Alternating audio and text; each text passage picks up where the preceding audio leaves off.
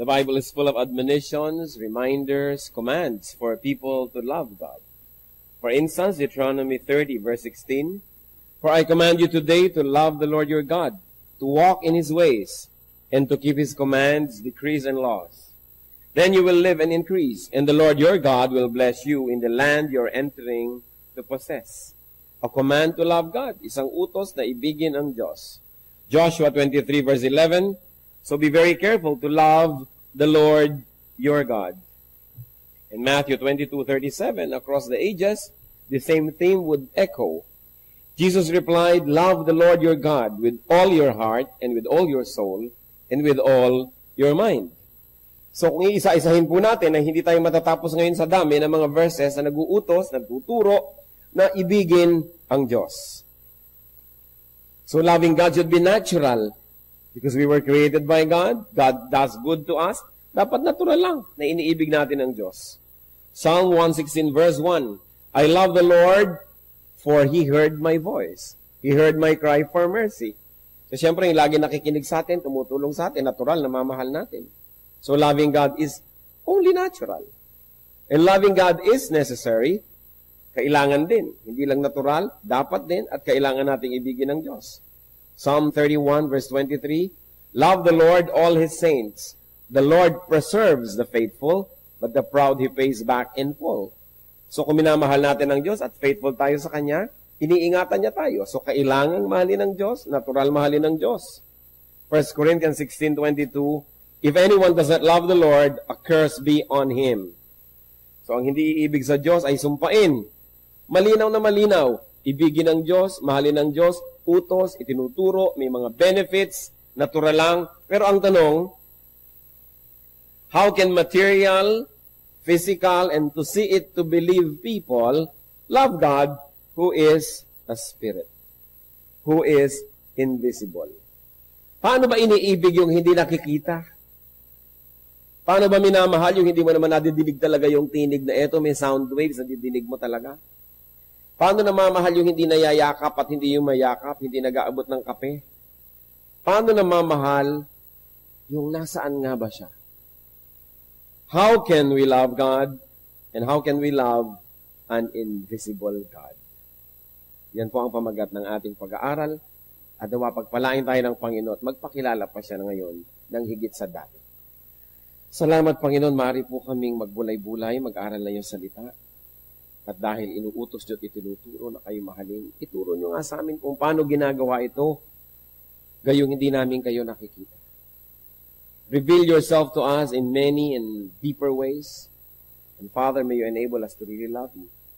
As we study this topic, be our teacher, please. Be our speaker.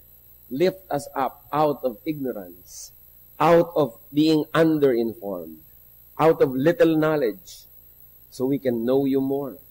We can love you more. Father, release us from the bondage of darkness. Hayaan nyo kaming makakita ng dapat makita, makarinig ng dapat marinig, matuto ng dapat matutunan. We surrender our all to you. We bring every thought captive to the name of Jesus. And we ask you, Father, let your will be done. Kayo po ang masunod, kayong makapangyari. Kung anong nais nyo, siya pong maganap. Sinusuko namin ang aming mga kagustuhan, ang aming sarili, and we ask you, Father, that your will be done to your people. In Jesus' powerful name, we reject the work of evil and drive away the presence of evil. And we ask you, Father, we ask you, Holy Spirit, lead us so we can see and hear, we can know and become. Lead us. Be our speaker, Father. In Jesus' mighty name, we seek you confidently. How can we love an invisible God? Paano natin maiibig ang Diyos na di naman nakikita? Unang-una po, see God the way He wants to be seen.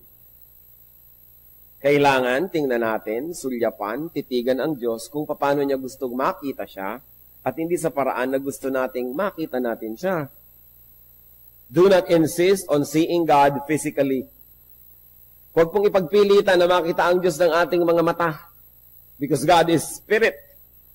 John 4:24, God is Spirit. Siya is Espiritu at hindi talaga nakikita. Huwag nating ipagpilitan na makita natin siya sa paraanan na nakita natin ang ating kapwa-tao. Why? Because to see God is to die. Bakit? Exodus 33 verse 20, but he said, you cannot see my face, for no one may see me and live. So yung nagpipilit makakita sa Diyos, die first to see God. Eh ayaw nyo naman. Because God is spirit, so be a spirit yourself. Kung gusto nyong equal plane ang inyong pagtitinginan, you should enter the spiritual world. Live the physical one. Ibig sabihin, humiwalay ang ating espiritu sa ating katawan, pwedeng mangyari. Eh dahil ayaw pa nating lahat nun, ewan ko kung gusto nyo, then we should see God spiritually. If we cannot become fully a spirit right now, so we should see God spiritually. And there are two ways once more. One is to be a spirit yourself, which means really dying to your physical life. But the other one is a more useful now. Be spiritual. You want to see God because God is a spirit? Be spiritual. Be spiritual more than carnal, and you will see God in a spiritual way. Ano ba natin nakikita ang Panginoon? Diba kung kayo ay you speak the same language, kakaintindihan. If you go to the same place, nakikita. If you like the same things, nakikita kayo. Whether you like it or not, you keep bumping into the same people when you like the same activities. So you like to be seeing God, be spiritual in our nature. And you will see God in a spiritual way. Deuteronomy 4:29.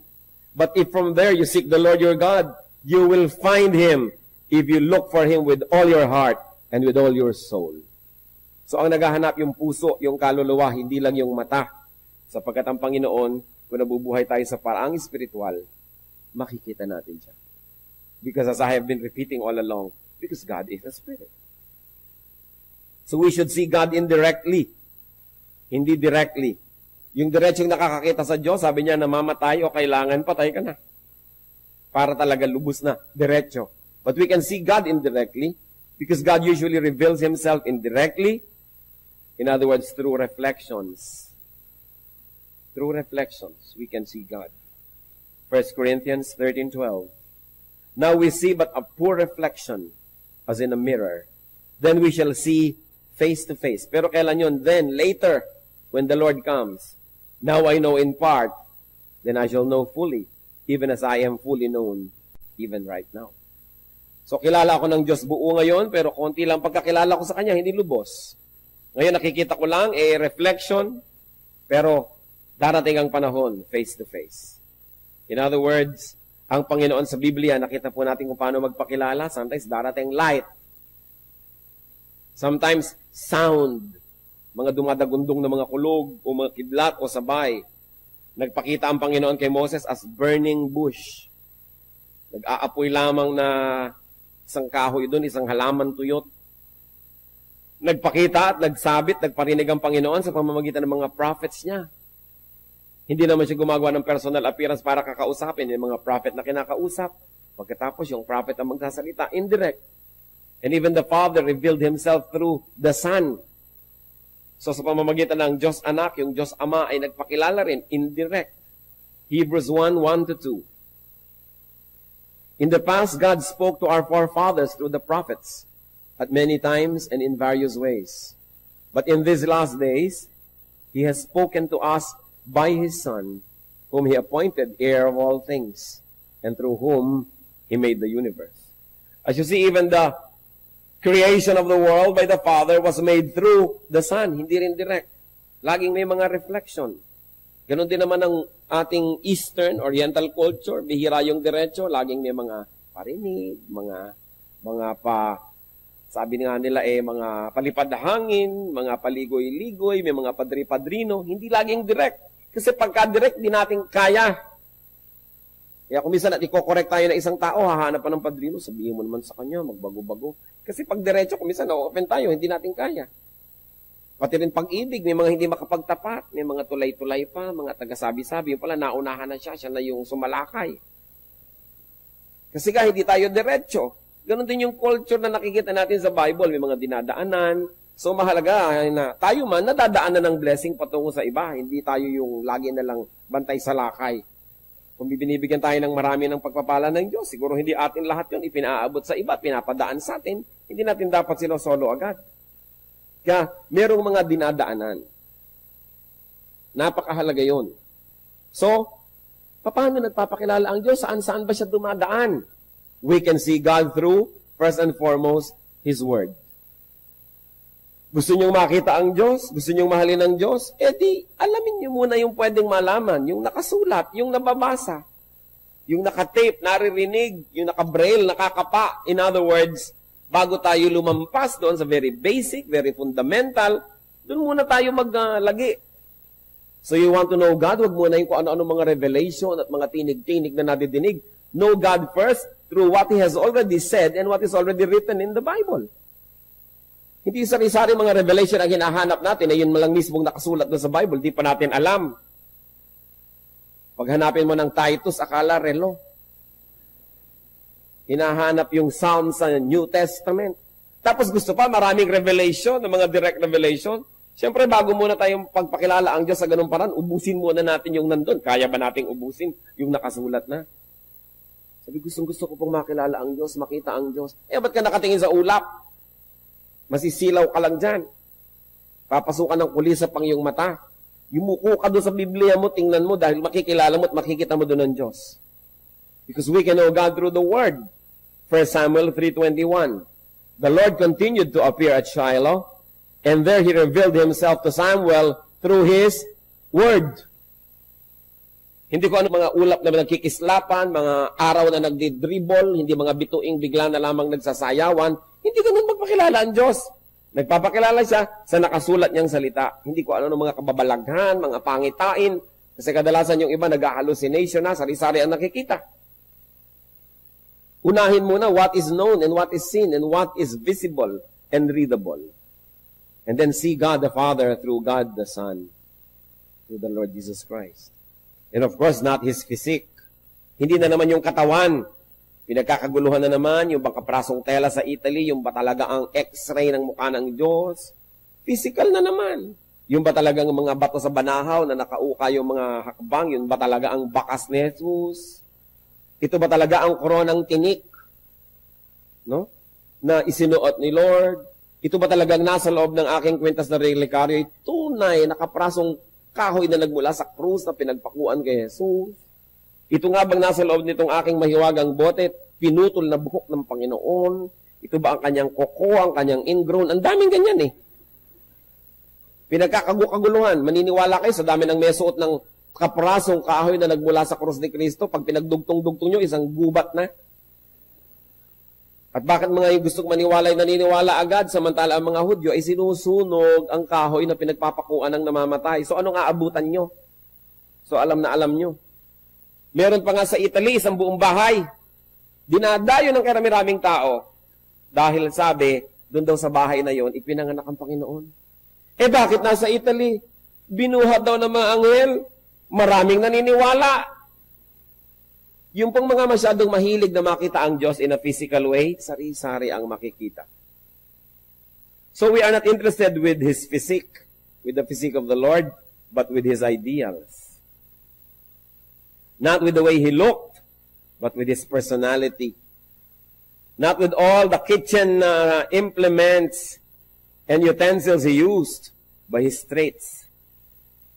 Not yung mga hakbang-hakbang at bakas-bakas niya sa mga bato-bato, but His mission. Hindi tayo interesado sa kanyang mga isinuot, sa kanyang mga inupuan, hinigaan, but His heart. In other words, you want to know the spiritual God, transcend the physical, and look for what is spiritual. Kadalasan din, nagkakagulo tayo. O ito ang damit ng aking lola, ito ang isinuot niya, ito ang kanyang gintong ngipin. Pero ano ba yung mga sinabi ng lola natin? Ano ba yung ideya niya? Ano ba yung pagkataon niya? Mas mahalaga kaysa sa material culture.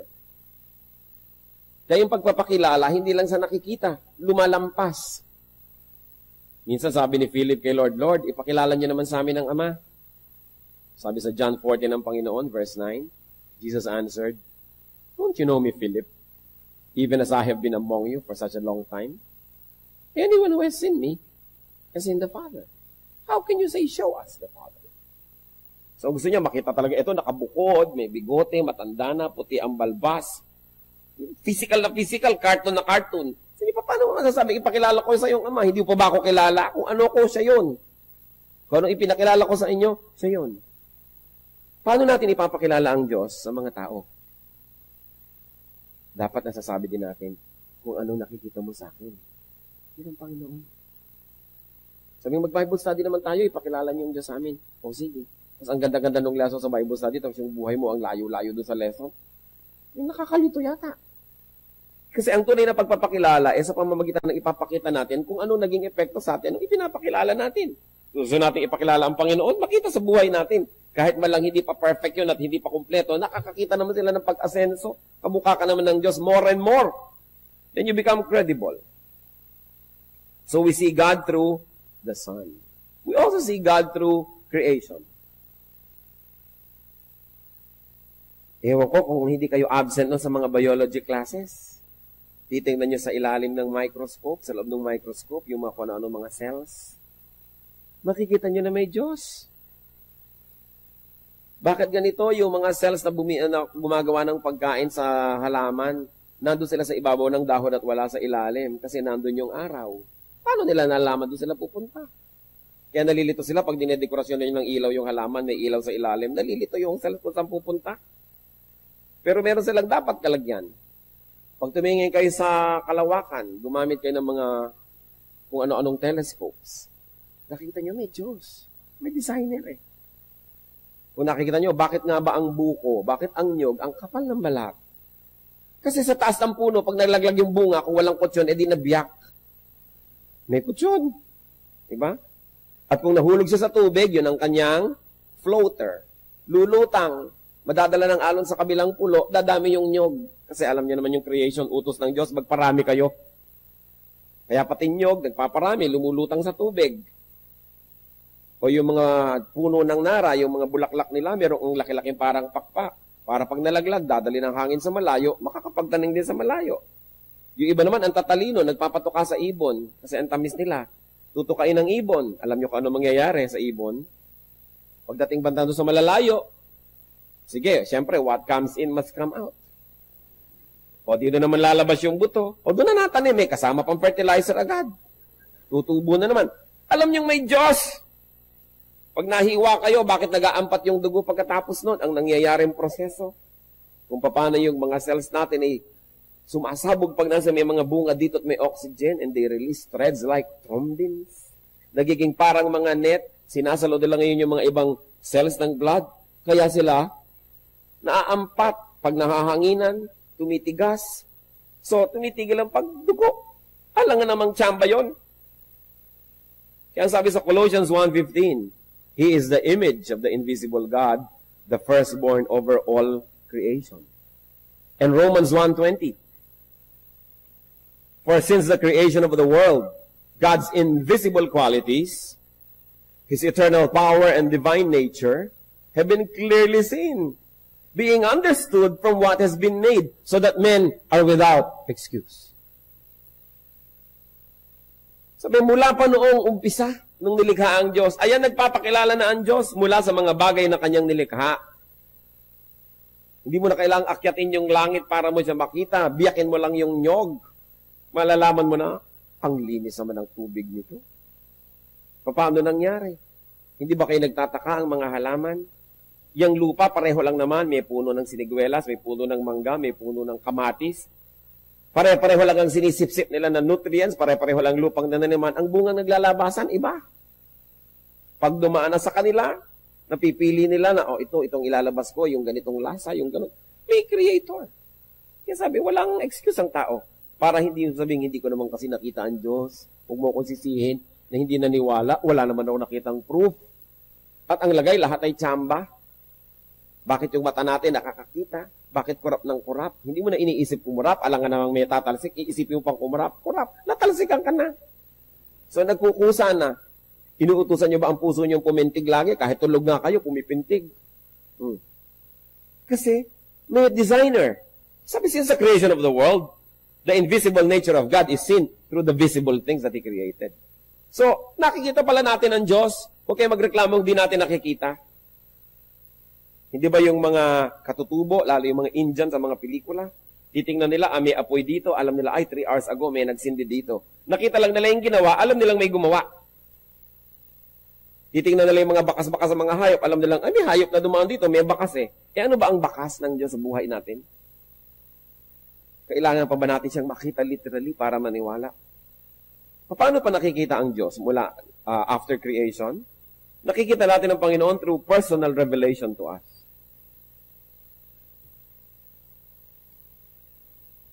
Genesis 35 verse 7.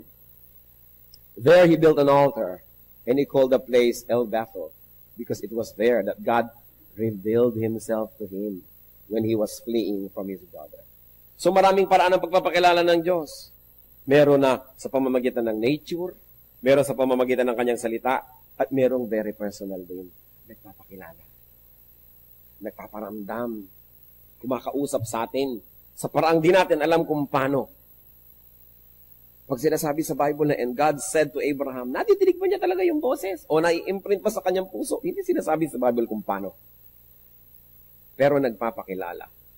Kaya ang mahalaga mga kapatid, kung tayo ay nananalangin, kung tayo nagme-meditate, minsan kahit pang busy day, katulad ni Moses, nag-aalaga ng mga tupa, biglang merong nagalagablab doon na kaprasong tinik na puno, hindi naman maubos-ubos. Napansin niya, lumapit siya, yung pala kakausapin siya ng Diyos. Tayo man, maraming kinakausap tayo ng Diyos sa maraming paraan. Pero binibigyan ba natin ng pansin? Katulad ni Moses, it was just an ordinary working day. He saw the burning bush. But you see, yung burning bushes naman, hindi kakaiba yan sa Israel at sa disyerto ng Sinai Peninsula. Kasi, sa init ng panahon, tuyong-tuyo talaga ang mga halaman at bigla na lamang nagsisiklab. At sandaling-sandaling siklab lang yun, palibasa tuyong-tuyo. Kaya namamatay agad. Kaya hindi katakataka makakita ng nagsisiklab na halaman. Hindi kakaiba. Pero si Moses, dahil pinansin niya yung nagsisiklab na yon, nahalata niya. Parang hindi yata siya nauubos. Dapat ilang saglit lang, ubos na dahil mabilis mapupok dahil tuyong-tuyo. Patang tagal hindi pa maubos-ubos. Lumapit siya. At nung lumapit siya, doon niya nadinig ang tinig ng Diyos. Baka naman tayo, tinatawag din ng Panginoon. Gusto rin niya magpakilala, gusto niya magbigay ng guidance. Nagkanda tupok-tupok na yung burning bush, hindi pa natin pinapansin. Nagkanda malat-malat na yung preacher. Sasabihin pa, ay buti na lang kasama ko siya. Sa'yo yan, sa'yo yan. Yung hindi natin pinapansin, mensahe pala sa atin. Baka naman napagod na yung mensahero. Naubos na ang oras, hindi pa natin pinapansin. Because God is the same yesterday, today, and tomorrow. And if God was revealing Himself through people of the Old Testament, what will stop Him from revealing Himself to us now? Ngayon, paano natin malalaman na ang revelation ay hindi naman galing sa Diyos? Akala lang pala natin. Yung unang-una po nating binanggit, dapat alam natin ang salita ng Diyos. Yung written Word of God. So that we can protect ourselves from messages that are contradictory to the written Word. Because the Spirit of God, who caused the writing of the Bible and its preservation, will not contradict what was written and preserved with a message that's given to you now. Yung mga iba sabihin, kinausap ako ng Diyos, hindi na daw dapat basahin ng Biblia. Ano? Sinasabi nga ng Biblia na dapat siyang binabasa lagi. Ibig mo sabihin, yung Espiritu ng Diyos, kinukontra yung sarili niya. So, huwad ang iyong revelation. Kaya po mahalaga, bago tayo tumanggap ng personal revelation, and I believe na hanggang ngayon meron nun, ginaguide tayo ng Diyos in a spiritual way, in very practical ways, na hindi written in the Bible. Mag-aasawa ka, ang choices mo, si A, B, C. Alam nga namang humanap ka ng verse para ituro niyang A, O, B, O, C. Wala. Kailangan natin ng guidance ng Diyos.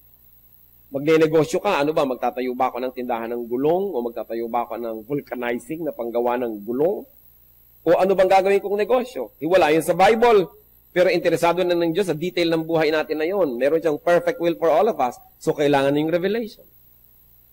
Ano bang gagawin ko sa kapatid ko na to na kumukupit sa akin? Papabayaan ko? Hihiyain ko? O nakalagay siyempre sa verse sa Bible kung anong gagawin natin. So hindi mo na kailangan halimbawa ng extra revelation.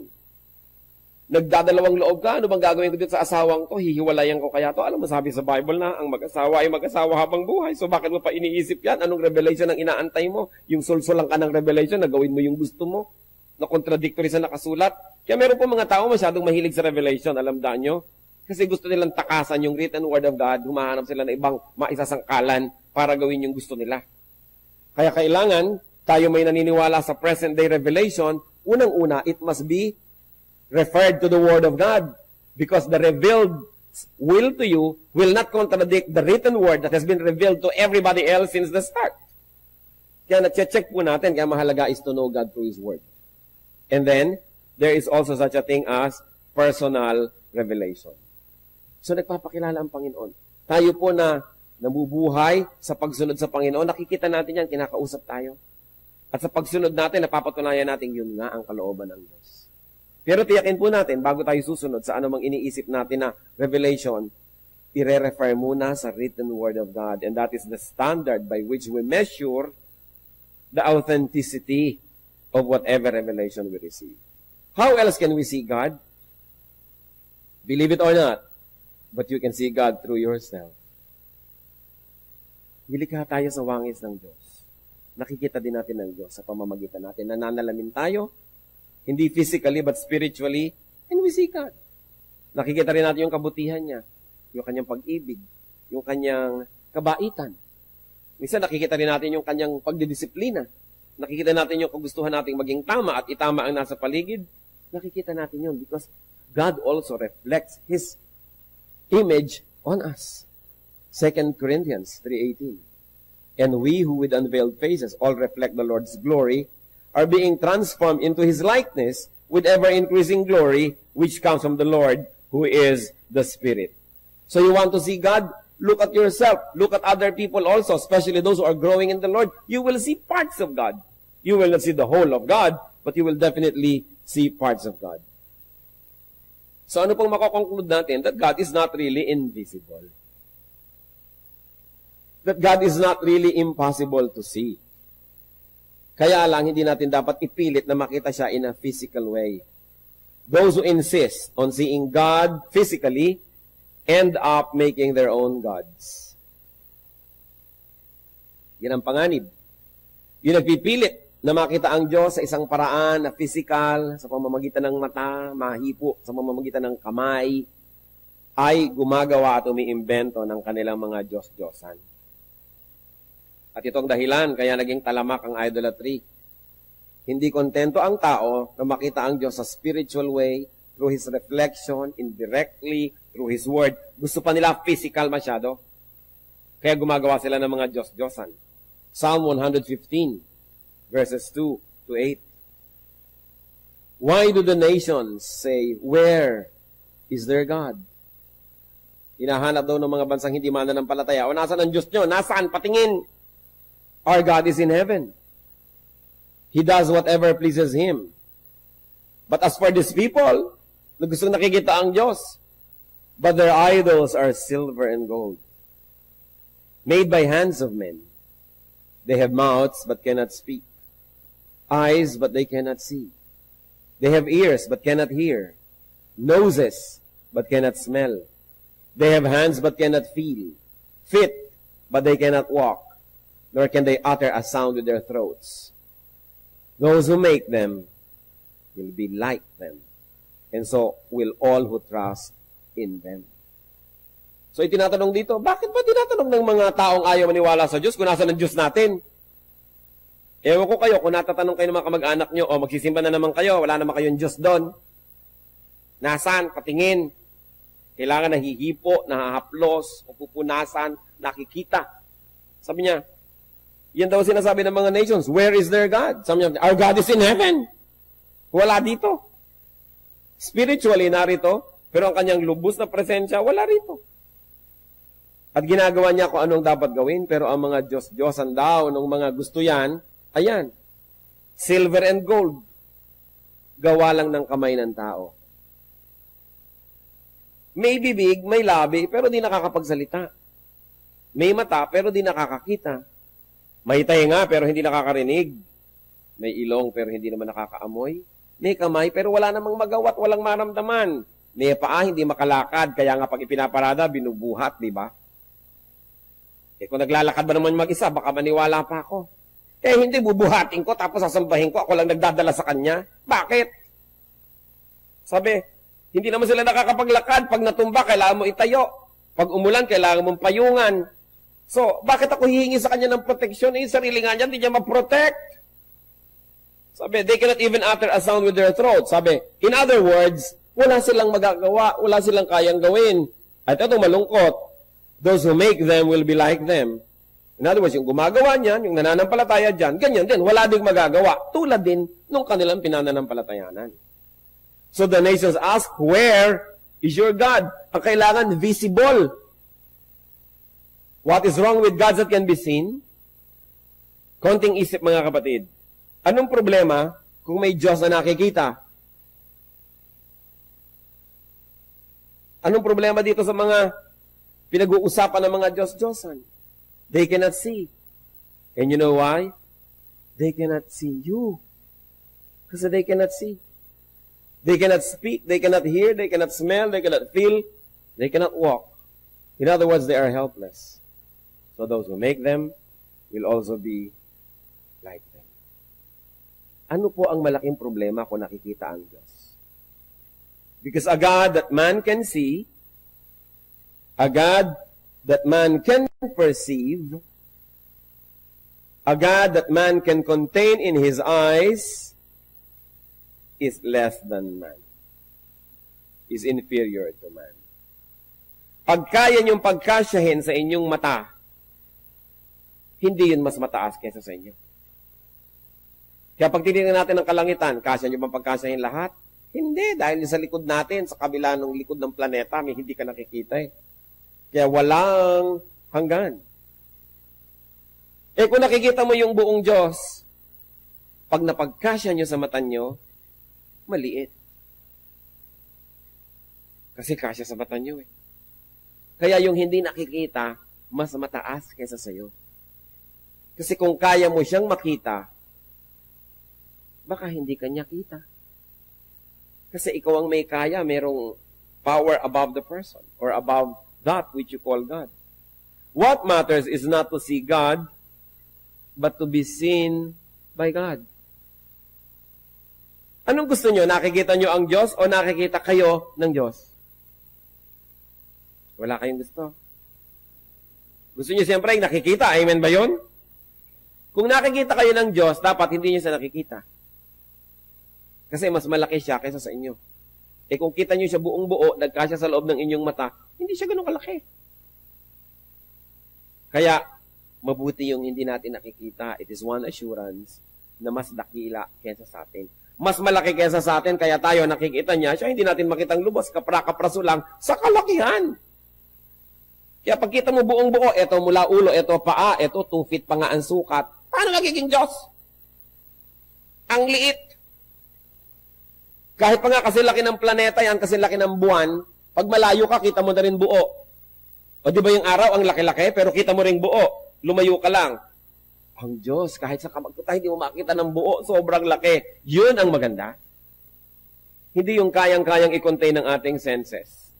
Jeremiah 23:24. Can anyone hide in secret places so that I cannot see him? Declares the Lord. Do not I fill heaven and earth? Declares the Lord. Ganun siya kalaki.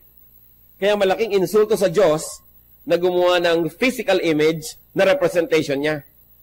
Dahil pinaliit mo ang kanyang halaga. Napaliit mo na-reduce mo siya. Kaya dapat wala. Sabi, God who made heaven and earth and everything in it does not live in shrines made by man, nor is he served by anything as though he needed anything, because he himself gives to men breath and life and everything. So, hindi siya pwedeng i-reduce na parang literato. Ang laki i-reduce mo para kasya sa wallet ko. We cannot reduce God. Heaven and earth cannot contain His glory.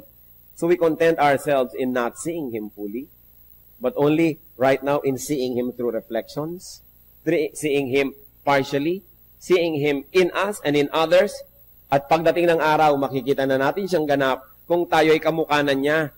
Ibig sabihin, hindi na tayo encumbered and imprisoned by this body. Hindi na tayo basta physical lang, because the Bible says, in a twinkling of an eye, we shall be changed. We shall be like Him, and we shall see Him because we will be like Him. Hindi yun para sa panahon na ito. Kaya huwag ipagpilitan. Ang mahalaga, sa kalakihan niya, kahit saan tayo sumuot, kahit saan tayo pumunta, kita niya tayo, yun ang importante. That He is greater than we are. Psalm 139, verses 7 to 12. Where can I go from your spirit? Where can I flee from your presence? If I go up to the heavens, you are there. If I make my bed in the depths, you are there. If I rise on the wings of the dawn, if I settle on the far side of the sea, even there, your hand will guide me. Your right hand will hold me fast. If I say, surely, the darkness will hide me, and the light become night around me, even the darkness will not be dark to you. The night will shine like the day, for darkness is as light to you. So sabi, paano ko magtatago sa Diyos? Paano ko pagtataguan? Paano ko iiwasan? Kahit maakyat ko ang langit, yun naman ay kung kaya ko. Siyempre, nandun kayo. Ngayon, sumisid ako sa pusod ng dagat, kalalim-laliman sa Philippine Deep, o sa Marianas Trench, andun pa rin kayo. Kung makakasaya ko sa pakpak ng bukang liwayway at salubungin ko ang araw, pagdating ko doon, naroon pa rin kayo. Kahit tumawid ako ng dagat at pagpunta sa pinakamalayong ibayo, naroon pa rin kayo. Kaya kahit saan ako magpunta, natutulungan niyo ako. Your hand will guide me. Ngayon, kung ako na may gumagawa ng mga kamalian, nagtatago pa sa dilim, sabihin ako, baliwala. Kasi ang dilim ay liwanag din sa inyo. Walang kayang itago sa Diyos. We cannot see God, but He sees us. Is that not wonderful? Walang pwedeng ilihim. Kung ngayon wala rin tayong suliraning di niya alam. Wala tayong mga iniisip na mali na di niya alam. Wala tayong mga pandarayang di niya alam. Wala rin tayong mga pangamba, takot at pangangailangang di niya alam. Napakabuti na lang at di natin siya kita at kita niya tayo. Hindi tayo ang tagapaprotect niya. Siya ang protector natin. Hindi kung gumagawa ka ng mga Diyos-Diyosan, nananakawan ng mga alahas, nananakawan ng mga baro, ikaw ngayon nagbantay ng bantay, imbes siya nagbabantay sa'yo. Nababaligtad. Pag nagkakasunog, siya yung buhat-buhat mong inililigtas mula sa sunog. Ba't di kanya buhatin? Diyos pala siya. Baligtad. Kaya ayaw ng Panginoon ng ganun eh. Nagtitiwala ka sa iba, hindi sa Kanya. At nakakaroon ng kainsultuhan. Sasabihin na, eto, ang kawangis ng Diyos, eto ang representation ng Diyos, wala na maaaring maging representation ng Diyos. Walang pwede among creation, especially those who are only made by man, that can approximate the glory of God. And God is jealous and He doesn't share His glory with anybody or with anything.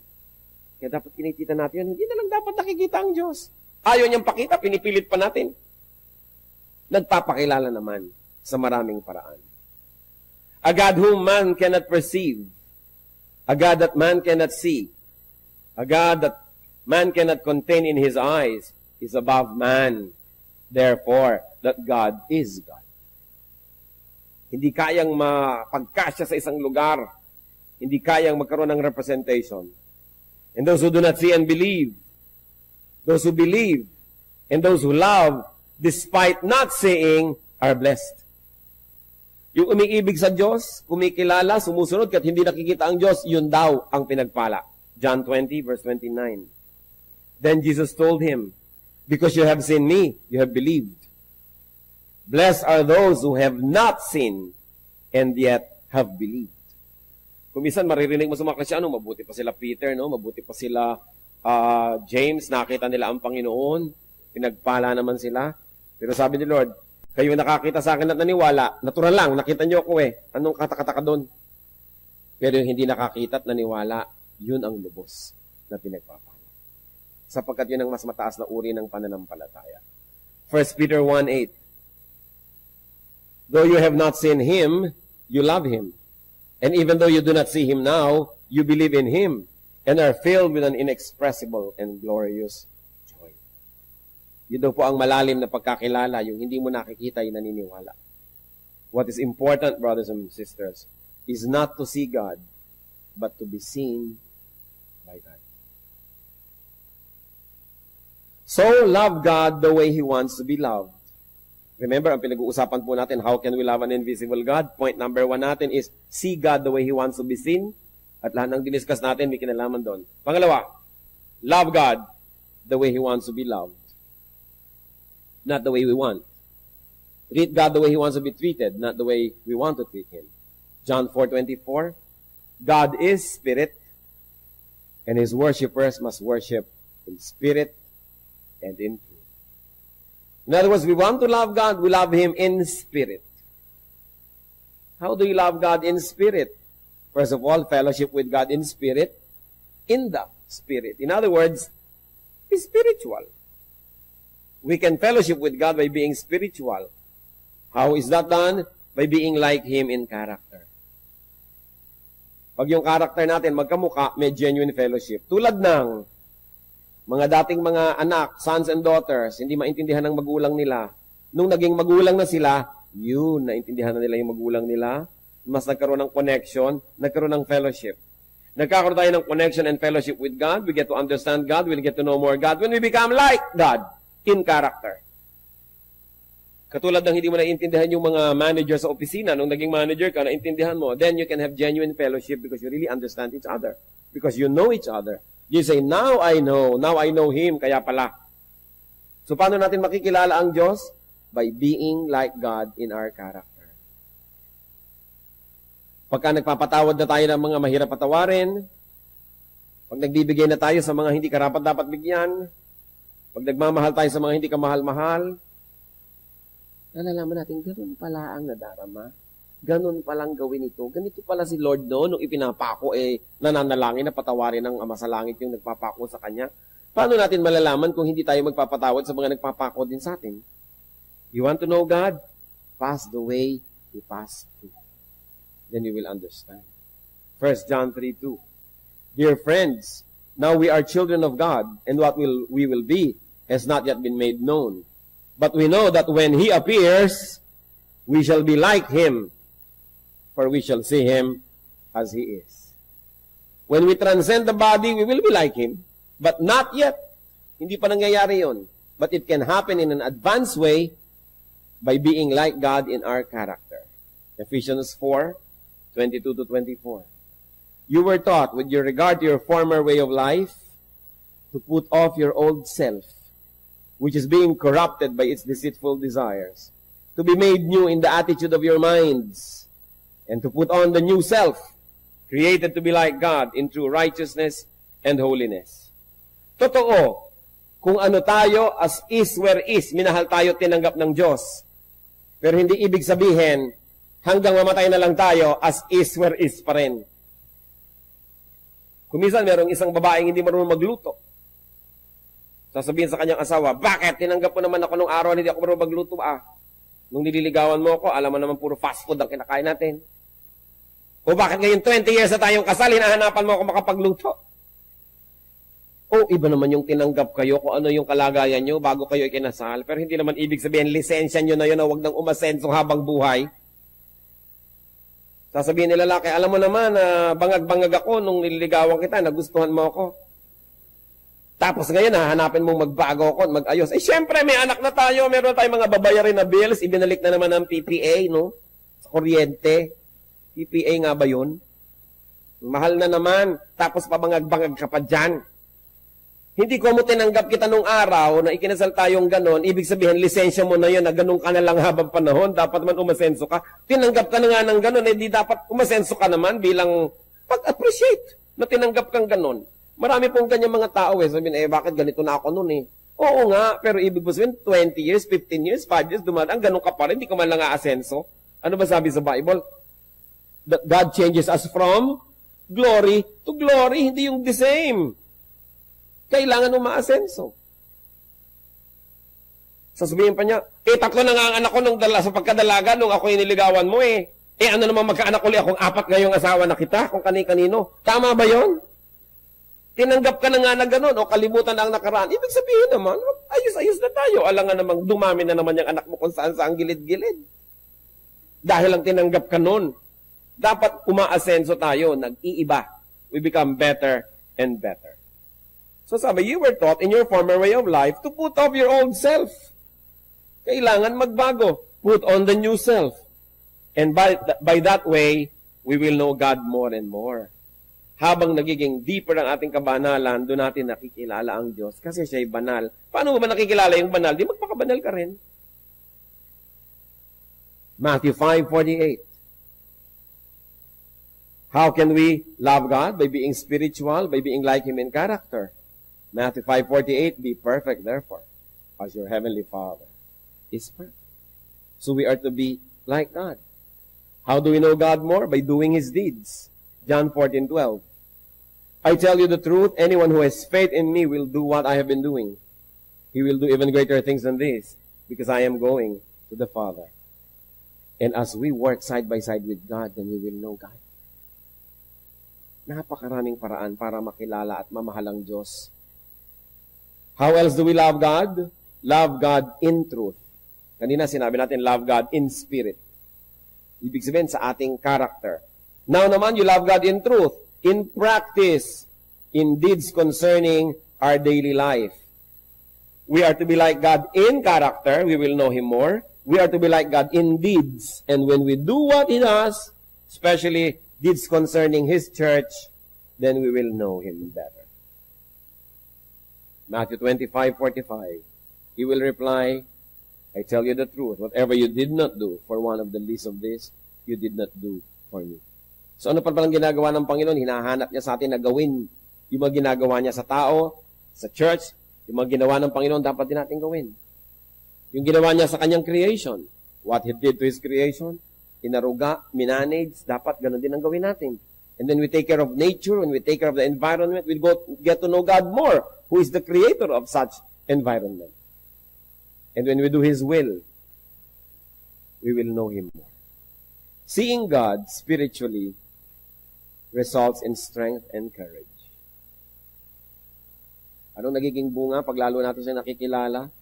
By being like Him in character and in deeds, that's how we see Him spiritually. That's how we know Him spiritually. Nagiging tayo malakas. At nagkakaroon tayo ng lakas ng loob, paninindigan. Hebrews 11:27, by faith, referring to Moses, he left Egypt, not fearing the king's anger. He persevered because he saw Him who is invisible. Bakit daw tinalikuran ni Moses ang karangya ng Egyptian court? Bakit sumunod siya sa kautusan ng Diyos? Dahil nakita niya yung invisible God. Dahil nagpakita ng reflection, nagparinig ng tinig, ipinakita ang kalooban niya, at nung sinunod ni Moses habang sumusunod siya, lalo niyang nakilala ang Diyos.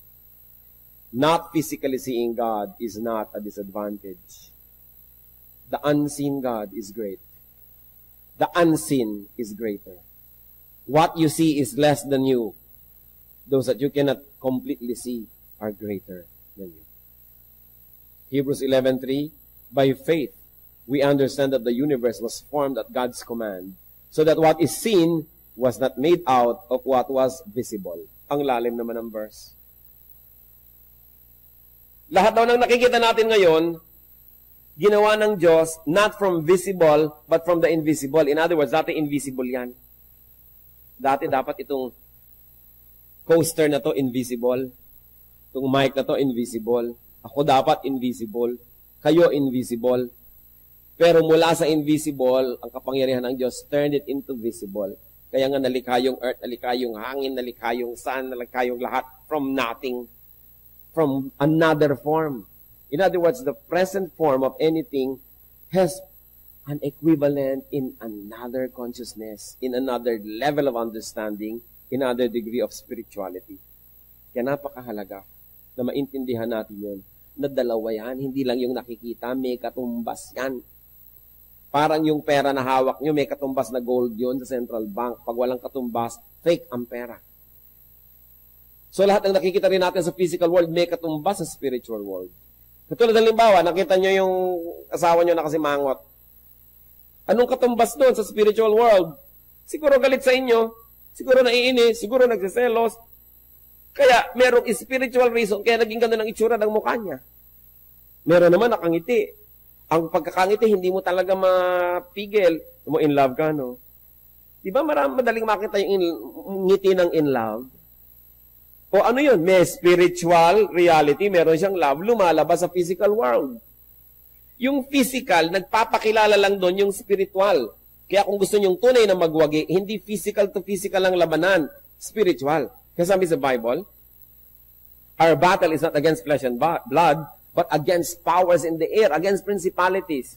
So kung gusto natin magtagumpay, halimbawa, gusto nyo mawala ang aswang sa buhay nyo, hindi kayo magpapakita ng kaprasong krus na kahoy kasi physical lang yun. Anong kaya nun sa spiritual aswang, halimbawa, mangat meron nun? Kailangan prayer. Kailangan a holy life. Kailangan relationship to God, which is in the spiritual reality. Doon pa lang sa spiritual level, pwedeng labanan yung mga masasamang espiritu. Pero lalabanan mo ng tubig, wisik-wisik, anong mangyayari? H2O lang yon. May butete pa kumisan. Natatakot ka sa aswang, bawang ang ilalagay mo. Eh kung espiritu ng aswang ang nagpapalakas sa kanya, bakit siya matatakot sa bawang? Samantalang nakita niyo si Satanas sumaharap sa Diyos, sa Book of Job. Bakit mo ngayon maitataboy ng tubig? Bakit mo itatapos ng picture? Bakit mo maitataboy ng kung ano-anong mga props? Paano mo maitataboy ng physical? Yung spiritual, mas mataas ang level nun. Kaya dapat ang labanan sa spiritual. Halimbawa, lagi na lamang akong kinakaya-kaya ng aking mga pagnanasa, kaya some people will fast. So that they will deny the body, they will deny the urges and the desires para makarating sila doon sa spiritual level, and through prayer and a godly life, doon sila lalaban at doon na nanalo. At pag doon tayo lumaban, walang talo because God is already victorious. So nagagalit ako sa iyo, galit na galit ako, anong gagawin ko? Habulin kita ng taga. Pwede ba akong manalo? Manalo man ako, nakulong naman ako, nag-guilty rin ako, talo pa rin ako. So anong gagawin ko? I'll fight you in a spiritual way. I'll pray for you. At kung sobra kang nakakainis para ako magwagi, matatawarin kita. Paano mo pa ako maiinis? Nagpatawad na ako. Di panalo ako. Kaya dapat espiritu ang panlaban, hindi physical. Our battle is not against flesh and blood, but against powers in the air, against principalities. The only way to fight them is to go to the spiritual level and wage the battle there. How do you do that? By living a spiritual life and by using spiritual tools in the name of the Lord. And when we do that, we can never fail because Jesus Christ is victorious.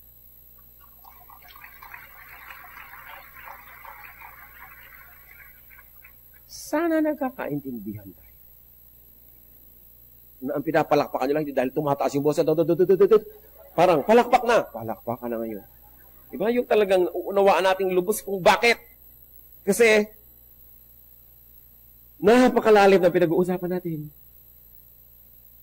So, hindi pwede na gusto nyong palayasin yung masasamang espiritu, maglalagay kayo ng mga kung ano-ano mga rebulto dyan. Kakoy, chok. Paano iiwasan ng espiritu? Lampas doon ang kapangyarihan nila. Kaya ang panglaban natin, espiritu ng Diyos. Paano natin nakikilala ang Diyos? Hindi rin sa pamamagitan ng mga physical na yan. Lilipat tayo doon sa spiritual level. How do you do that? By being clean, by being godly, by being spiritual, by being honest. Then lumalampas tayo. Hebrews 11:3. By faith, we understand that the universe was formed at God's command, so that what is seen was not made out of what was visible. Nire-review lang natin. Yung nakikita natin, merong equivalent sa kabilang daigdig yan. So, eto halimbawa, itong pamangkin mo, ang sama ng ugali, hindi makukuha lang yan sa palo, kahit ikadena mo yan. Hindi makukuha lang yan sa psychology.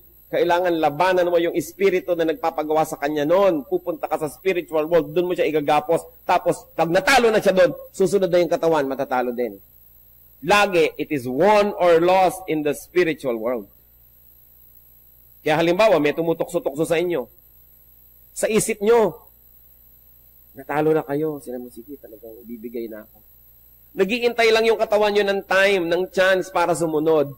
Susunod yung katawan nyo sa pagkatalo dahil yung espiritu nyo nagpatalo na.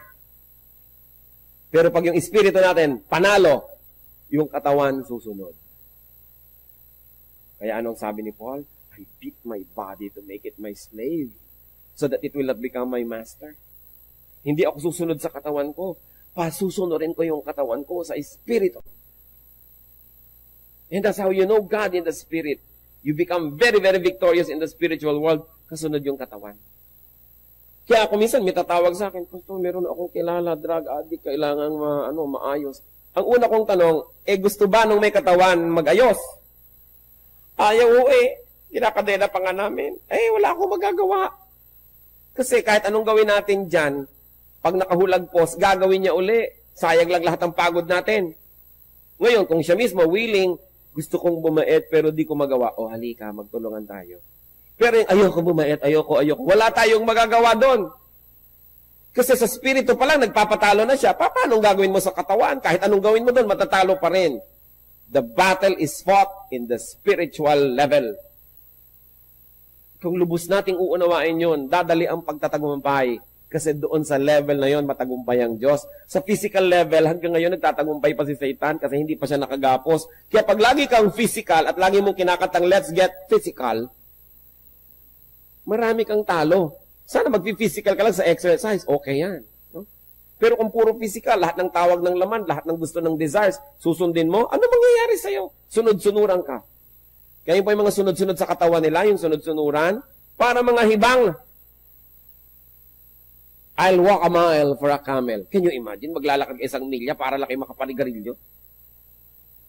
Natutuwa pa't ipinagmamalaki? Alipin ka nun. Hindi ka makatulog ng ganon. Hindi ka mabuhay na walang patis. Kaya sabi ni Paul, I will beat my body and make it my slave. So maganda po yung fasting. Bakit? Pinapatunayan nyo sa sarili nyo that you can get by with very little. Kasi kung minsan, nagigita yung slave ng ating desires, akala natin hindi tayo mabubuhay ng walang comfort. That's why kung minsan nagka-camping, nagre-retreat. Para mahirap-hirapan ng iyong katawan, makakain ka ng hindi mo laging gusto. Para you declare freedom and independence from your habits. Pero kung magka-camp, dala mo rin ang lahat. Bakit pa? Practice nga yun eh. Para sabihin yung, kaya ko mabuhay ng ang unan ko bag ng semento. Pwede naman ako na ilang araw na ganito lang kinakain. Then, hindi tayo nagiging slave ng ating mga desires. Napapatunayan natin every now and then, periodically, ang Diyos pa rin at ako ang amo ng katawan ko, hindi siya ang amo. Kasi yung mga tao na ang amo nila ay ang katawan, hindi sila malaya. Sila ay alipin. Kaya tayo nagiging alipin ng mga bisyo, ng mga habits. So, God is invisible. Buti na lang. Ibig sabihin, He is great. He is greater than we are. He is greater than our problems. Huwag natin ipagpilit ang makita siya in a visible way. The invisible is much bigger, much greater, and much more glorious. Tandaan natin, ang kayang makita, yun lang, mas maliit. So kung kitang-kita mo, maliit yan. Do not insist on seeing God. Do not insist and do not be discouraged and confused by God's invisibility. Because we can love without seeing. Pwede yun. Do not be like the pagans who adore visible gods. Mga kapatid, makinig kayo. Kung kayo ay tumalikod na sa mga Diyos-Diyosan, tapos pag nakakarinig kayo ng tugtog na mimiss nyo at gusto nyo sumunod, mag-ingat. Huwag nang mamiss pa. Kung ano mo, namimiss ko yan. No? Namimiss ko yung ganito, mga usok-usok, mga tunog-tunog, mga ganyan-ganyan. Huwag nyo na imiss. Malaya na kayo, mamimiss-miss pa kayo. Wala pa ako nakita na nakulong sa city jail, pagkatapos na-miss niya, bumalik kusa. Yung susunod-sunod ka sa mga ganito, actually, imprisonment yan. Pag malaya na tayo, sige na, let's fight the habit. Kung minsan, parang hinihila-hila ka dahil force of habit. Declare yourself independent. Mahal tayo ng Diyos. Gusto niya tayo malaya. At tandaan, kung hindi natin ginagawang Diyos-Diyosan, yung mga Diyos-Diyosan, huwag din natin gawing Diyos-Diyosan ang ating katawan. Hindi naman ibig sabihin, papabayaan nyo na yung katawan nyo. Mahalin dahil temple of the Holy Spirit. Pero huwag laging sundin kasi ipapahamak tayo niyan. Dapat controlled natin yung katawan na yan. Sabi ni Paul, I beat my body to make it my slave. So let us love God, what? In a spiritual way. First, by being like Him in character. And second, by being like Him in our deeds, in our activities, then we will know Him. And we will develop this love affair with our Lord. Dear God, salamat. Nagpapakilala po kayo sa amin. Salamat at patuloy niyong pinalalalim ang pag-unawa namin ng mga dapat at katanggap-tanggap na paraan kung paano kayo kinikilala at dapat sinasamba. Sa mga pinalaya niyo na Lord doon sa slave ng mga idolatry, turuan niyo kami Lord na hindi lang maging malaya sa sarili kundi maging blessing din kami sa iba. Na hindi kami maka-offend needlessly, but we should stand for the truth. Na kayo na invisible God, kayo ang may kagustuhan maging invisible. Huwag naming pilitin na magkaroon ng visible representation. Sapagkat kung gusto nyo namang meron nun, kayo na sanang nag-utos at nagbigay ng mga models nun. So teach us, Lord. And teach us to be sensitive to the needs of those people who are in this kind of activity. Lord, sa sandaling ito, humihingi kami ng mga personal application ng message na ito. Turuan niyo kami, Lord, because we like to love you, and you like us to love you, but you're invisible. So teach us to love you, not in a physical way, but in a way that's spiritual. Mga kapatid, sa ilang saglit, magbulay-bulay tayo. At appreciating natin that God is Spirit, therefore is greater than us. Humingi tayo ng mga maraming paraan kung paano lalo pa siyang iibigin in a spiritual way.